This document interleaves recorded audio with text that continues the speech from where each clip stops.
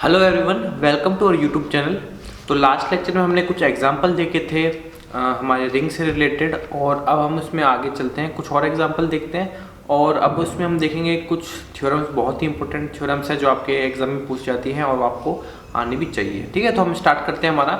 तो अब हम इसमें जो टॉपिक स्टार्ट करने वाले हैं वो आता है रिंग होमोमॉर्फिज्म।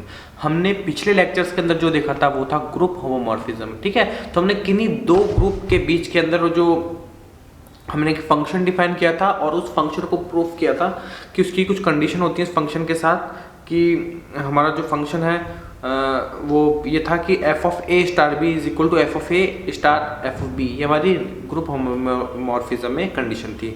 तो इसमें जो अब रिंग होमोमॉर्फिज्म के अंदर देखेंगे, क्योंकि हमको पता है कि किसी भी रिंग के अंदर दो ऑपरेशंस होते हैं प्लस और मल्टीप्लाई के।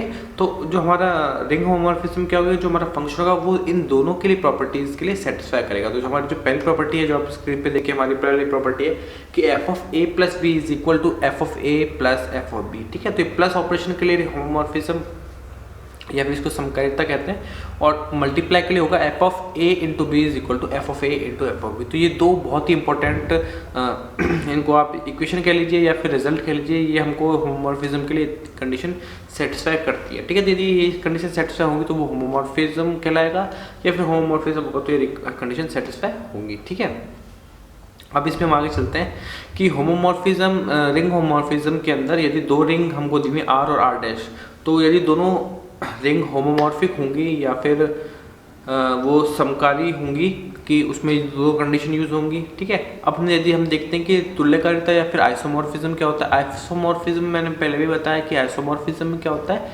समकारिता प्लस एक एक ही अच्छा तक। समकारिता मतलब होमोमॉर्फिज्म प्लस 1 1 ऑन 2। तो हमारा जो फंक्शन है वो तो होमोमॉर्फिज्म की कंडीशन को सेटिस्फाई करना चाहिए। इसी के साथ साथ क्या होना चाहिए कि हमारे पास जो हमारा फंक्शन है उसमें वो 1 1 ऑन 2 भी होना चाहिए। ठीक है, तो अब इसमें हम आगे चलते हैं। ठीक है, तो इसमें कुछ डेफिनेशंस हैं वो मैं और आपको बता देता हूँ कि जैसे हमारा एग्जांपल आप देख सकते हैं यहाँ पे, हमको एक रिंग दी हुई है आर। ठीक है, और दूसरी रिंग दी हुई है वो है आर डैश, जिसके अंदर हमारी मैट्रिक्स के हैं, मैट्रिक्स जो हमको क्वेश्चन में दी हुई है। अब हमको प्रूफ करना है कि आर और आर डैश एक दूसरे के तुल्यकारी है। ठीक है, तुल्यकारी के प्रूफ करने के लिए हमको फंक्शन डिफाइन करना पड़ेगा। तो हमारा जो फंक्शन में डिफाइन किया वो आर डैश से आर डैश के अंदर किस प्रकार से एफ ऑफ मैट्रिक्स हमारी ए 0 0 0 इज इक्वल टू ए। ठीक है, तो यहाँ से हम देख सकते हैं कि पहले आइसोमॉर्फिज्म के लिए दो एलिमेंट ले, दो मैट्रिक्स ले ली। अब इन दो मैट्रिक्स में हम देखेंगे यहाँ पे कि पहले प्रॉपर्टी आते हैं, दोनों मैट्रिक्स का एडिशन करते हैं और इस फंक्शन को अप्लाई करते हैं। जैसे हम देखते हैं कि फंक्शन को अप्लाई करते हैं तो ये मैट्रिक्स हो जाएंगे अंदर F of A plus B 0 0 0 0। अब देखते हैं इसकी वैल्यू फंक्शन के लिए हो जाएगी एफ ऑफ जो फंक्शन की वैल्यू हो जाएगी हमारी ए प्लस बी, और ए प्लस बी को हम इस प्रकार से लिख सकते हैं। ऐसे जब हम फंक्शन को अप्लाई करेंगे इन दोनों मैट्रिक्स से मल्टीप्लाई पे, तो हमारी मैट्रिक्स इस प्रकार हो जाएगी और फिर हम मल्टीप्लिकेशन के फॉर्म में इसको लिख सकते हैं। ठीक है, तो हमारी ये एक बात प्रूफ हो गई कि हमारी जो रिंग है यहाँ पे होमोमॉर्फिज्म की कंडीशन सेटिस्फाई हो गई। अब हमको आइसोमॉर्फिज्म के लिए हमको क्या करना होगा कि हमारे पास जो दो कंडीशन है इसके अलावा 1 1 ऑन 2 भी प्रूफ करना होगा। ठीक है, जब 1 1 ऑन 2 के लिए हम यहाँ देखते हैं कि हमारा जो पहला फंक्शन है 1 1 के लिए हम क्या करते हैं कि हमारा जो फंक्शन है f of x1 is equal to F of x2 हम मान के चलते हैं। और यदि हम इसमें आगे दिखा देते हैं कि x1 is equal to x2 आ जाता है तो हम कह देंगे कि हमारा फंक्शन है वो 1 1 है। तो यहाँ से लेके चलते हैं, हमारा जो मैट्रिक्स है उसको लेके चलते हैं, इज इक्वल टू दूसरा एलिमेंट ले लेते हैं। यहाँ से हम देखते हैं कि ए इज इक्वल टू पी आ गया हमारा, और ए इक्वल टू बी से हमारा इसको इस प्रकार से लिख सकते हैं। तो यहाँ से हम कह देंगे कि हमारा जो फंक्शन है वो क्या है हमारा क्या होगा 1 1 फंक्शन हो जाएगा। ठीक है, अब यहाँ से हम ऑन टू भी हम आसान देख सकते हैं कि प्रत्येक एलिमेंट ए के लिए हमारे पास एक ऐसे मैट्रिक्स विद्यमान है जिसके लिए F of A 0 0 is equal to A. तो यहाँ से हमारा ऑन टू भी प्रूफ हो गया। तो हमारा यहाँ से क्या प्रूफ हो गया कि हमारा जो आर और आर डैश है वो आइसोमॉर्फिक रिंग्स हैं दोनों। ठीक है, अब हम इसमें आगे चलते हैं कि कर्नल, जो मैं आपको पहले बताया था ग्रुप होमोमॉर्फिज्म के अंदर कर्नल एक सेट होता है। ठीक है, तो यहाँ से जब भी हम कोई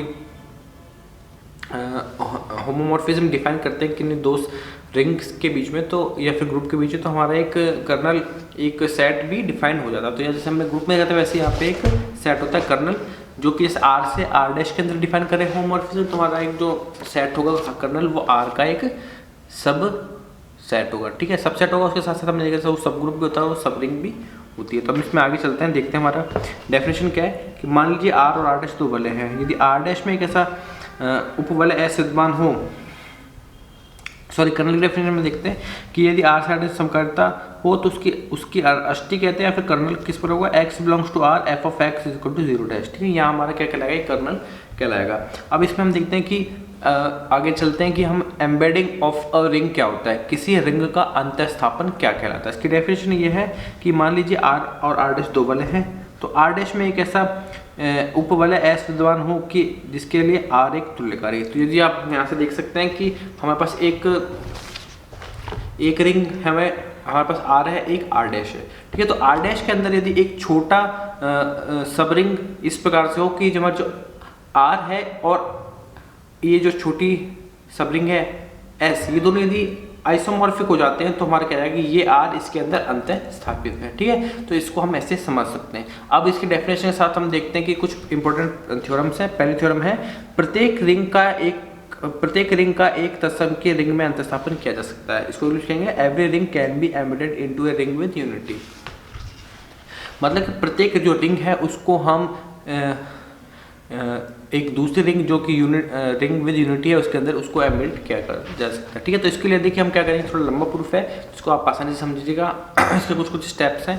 तो सबसे पहले हमारा पहला जो स्टेप आता है कि हमको जो दूसरी रिंग में हम मान लेते हैं हमारे पास R एक रिंग है, ठीक है, और R' एक दूसरी रिंग में हमको R' के अंदर उसको अंतःस्थापन करना है। तो R' में अंतःस्थापन करने के लिए हम क्या मान के चलते हैं कि R' को हम खुद को एक डिफाइन करना हो, तो R' को हम कैसे डिफाइन करते हैं, हम देख सकते हैं R' को डिफाइन कर देंगे R क्रॉस Z के रूप में। ठीक है, तो R तो हमारा रिंग है और Z हमारे जो हमारा पूर्णांक होते हैं इंटीजर उसके फॉर्म में। और इसको कैसे डिफाइन किया है, इसके एलिमेंट होंगे a, m के फॉर्म में एलिमेंट हो जाएंगे।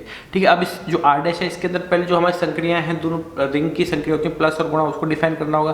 तो हमने सबसे पहले डिफाइन कर दिया प्लस को a, m plus b, m।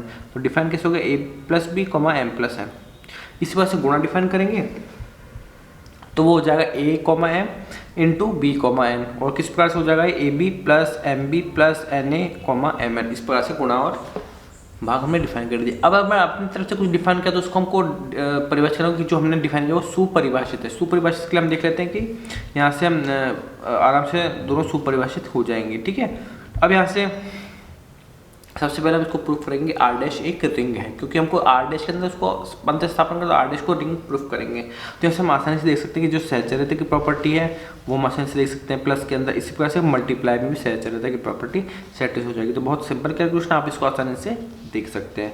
अब हम क्रमबद्धता देखेंगे, दो एलिमेंट लेंगे a, m और दूसरा